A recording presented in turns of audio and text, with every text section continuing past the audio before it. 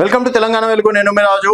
So TVK అధినేత Vijay king maker అని చెప్పేసి అందరు అనుకున్నప్పటికీ కింగ్ గా దాదాపుగా 108 స్థానాలు సాధించడం అనేది జరిగింది.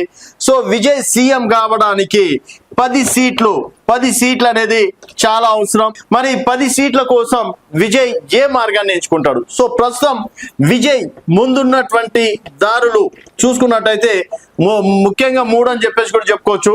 ఆ 3 దారుల్లో మొదటిది దాదాపు ఇప్పుడు కాంగ్రెస్ పార్టీ 5 స్థానాలు, తర్వాత ఇతరులు ఒక 6 నుంచి 7 స్థానాలు గెలవడం అనేది జరిగింది. సో 10 మంది మద్దతు ఇస్తేనే విజయ్ 118 స్థానాలతోటి సీఎం అయ్యే ఛాయిస్ ఉంటుంది. ఒకవేళ వీళ్ళు మద్దతు ఇవ్వకపోతే మాత్రం సీఎం గా విజయ్ కి అవకాశం ఉండే ఛాయిసే లేదని చెప్పేసి కూడా చెప్పుకోవచ్చు. ప్రస్తుతం తమిళనాడులో హంగు రావడం వల్ల ఈ పరిస్థితి ఏర్పడ్డది. సో ఇప్పటికే స్టాలిన్ తన రాజీనామా పత్రాన్ని, సీఎం గా తన రాజీనామా పత్రాన్ని గవర్నర్ కి అందజేశారు.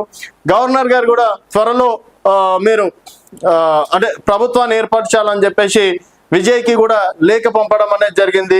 సో ఇక్కడ కాంగ్రెస్ మాత్రం సిద్ధంగా ఉంది. ఒకవేళ విజయ్ కనుక వీళ్ళతోటి జట్టు కడితే మాత్రం డెఫినెట్ గా వీళ్ళు మంత్రి పదవులు ఆశించే అవకాశం ఉంటుంది, ప్రభుత్వ విప్పులు ఆశించే అవకాశం ఉంటుంది, లేకపోతే ఇతర ప్రయోజనాలు ఏదైనా ఉన్నా కూడా ఆశించే అవకాశం ఉంటుంది. సో అవన్నీ నెరవేరిస్తేనే ఈ 10 మంది విజయ్ కి అంటే సీఎం గా అవకాశం ఇచ్చే చాయిస్ ఉంటుంది అని చెప్పేసి కూడా చెప్పుకోవచ్చు. సో వీరి వల్ల లాభాలు నష్టాలు చూసుకున్నట్టయితే లాభాలు పెద్దగా లాభాలు మాత్రం సీఎం గా అవకాశం ఉంటుంది. నష్టాలు ఎందుకంటే విజయ్ ఇప్పుడిప్పుడే కొత్త కాబట్టి తర్వాత ఇంకేదన్నా అవకాశాలు వచ్చినా వీళ్ళు బ్లాక్మెయిల్ చేసే అవకాశాలు ఎక్కువగా ఉంటాయి కాబట్టి సో ఆ విషయంలో మాత్రం విజయ్ ఆచితూచి అడుగులు వేయాల్సినటువంటి అవసరం ఎంతైనా ఉందని చెప్పేసి ఈ సందర్భంగా చెప్పుకోవచ్చు. సెకండ్ వన్ వచ్చేసి డిఎంకే పార్టీ తోటి విజయ్ పొత్తు పెట్టుకుంటాడా అంటే అది ఇంపాసిబుల్. ఎందుకంటే విజయ్ ఆపోజిట్ గా అంటే స్టాలిన్ కి ఆపోజిట్ గా రావడమే డిఎంకే అరాచకాలు కావచ్చు, ఉదయనిధి స్టాలిన్ అరాచకాలు, వాళ్ళు సనాతన ధర్మంపై చేసినటువంటి మాటలు కావచ్చు, తర్వాత కరప్షన్ కావచ్చు, అవినీతి ప్రభుత్వం, కుటుంబ రాజకీయ ప్రభుత్వం, ఇవన్నీ పక్కకు జరపాలని ప్రజలు ఫిక్స్ అవ్వడం వల్లనే విజయ్ కి దాదాపుగా తమిళనాడులో 108 స్థానాలు ఇవ్వడం అనేది జరిగింది. సో మరి డిఎంకే తోటి మాత్రం పొత్తు ఇంపాసిబుల్ అని చెప్పేసి కూడా చెప్పుకోవచ్చు. అండ్ మూడో దారి వచ్చేసి ఏఐడిఎంకే, అన్న డిఎంకే దాదాపుగా 30 సంవత్సరాల అనుభవం. సో పళనిస్వామి ప్రస్తుతం ఇక్కడ డిఎంకేకి వెళ్ళిపోవడం, తర్వాత మాజీ ముఖ్యమంత్రి కూడా ఒకవేళ అన్న డిఎంకేలోనే ఉన్నారు, తర్వాత సెంట్రల్ లో కూడా భారతీయ జనతా పార్టీ ప్రభుత్వం ఉంది. అండ్ డబుల్ ఇంజన్ సర్కార్ పేరు మీద కనుక ఒకవేళ విజయ్ అన్న డిఎంకే తోటి కలిస్తే మాత్రం డెఫినెట్ గా ఎంతో ఇంతో విజయ్కి బెనిఫిటే ఉంటుంది.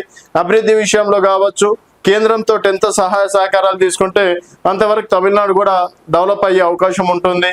తర్వాత భారతీయ జనతా పార్టీకి కూడా దక్షిణాది రాష్ట్రాల్లో అవకాశం కావాలి, దక్షిణాది రాష్ట్రాల్లో బాగా వేయాలంటే మాత్రం డెఫినెట్ గా ఇప్పుడు ఉన్నటువంటి పరిస్థితిలో విజయ్ కి మద్దతు ఇవ్వాల్సినటువంటి అవసరం ఎంతైనా ఉంది. కాకపోతే విజయ్ ఫైట్ చేసిందే డిఎంకే, అన్న డిఎంకే పైన.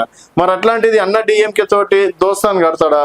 అండ్ జాతీయ పార్టీలే వద్దు అనుకుంటున్నటువంటి తరుణంలో భారతీయ జనతా పార్టీ తోటి ఫ్రెండ్షిప్ ఎంతవరకు కలిసి వస్తుంది? ఒకవేళ కనుక విజయ్ ఇప్పుడు ఉన్నటువంటి పరిస్థితుల్లో అన్న డిఎంకే లాంటి పార్టీలు ఉంటే తను అనుభవం నేర్చుకుంటాడు. రాజకీయాలు అనేది ఎప్పుడు ఎత్తుపల్లాలు ఉంటాయో అర్థం కాని విషయం, ఎవరు వెన్నుపోటు కోరుస్తారో అర్థం కాని విషయం కాబట్టి, అండ్ తనకి అనుభవం కూడా చాలా తక్కువ కాబట్టి సో ఇప్పుడు ఉన్నటువంటి రాజకీయ చదరంగంలో గెలవాలంటే ఎవరైనా సీనియర్ నాయకులు తన పక్కన ఉంటేనే విజయ్కి అంత ఇంతో బెనిఫిట్, అడ్మినిస్ట్రేషన్ విషయంలో కూడా సక్సెస్ అయ్యే అవకాశాలు ఉంటాయని చెప్పేసి కూడా చెప్పుకోవచ్చు. సో ప్రస్తుతం విజయ్ కి ఈ 3 దారులు ఉన్నాయి. మరి విజయ్ ఎలాంటి దారిని ఎంచుకుంటాడు? అండ్ 5 సంవత్సరాలు సక్సెస్ఫుల్ గా సీఎం గా తను పరిపాలిస్తాడా? ఎందుకంటే జెన్జీ పేరు మీద నేపాల్లో ఒక ప్రభుత్వం వచ్చింది కొత్తగా, మొత్తం యువతరం చదువుకున్న వారికి మంత్రి పదవులు ఇవ్వడం అనేది జరిగింది.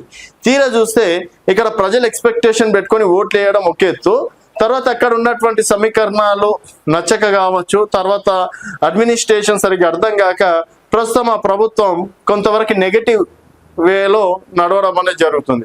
ఇక్కడ కూడా భారీ స్థాయిలో విజయ్ పైన హోప్స్ పెట్టుకొని తమిళనాడు ప్రజలు ఏకంగా 108 స్థానాలు ఇచ్చారు.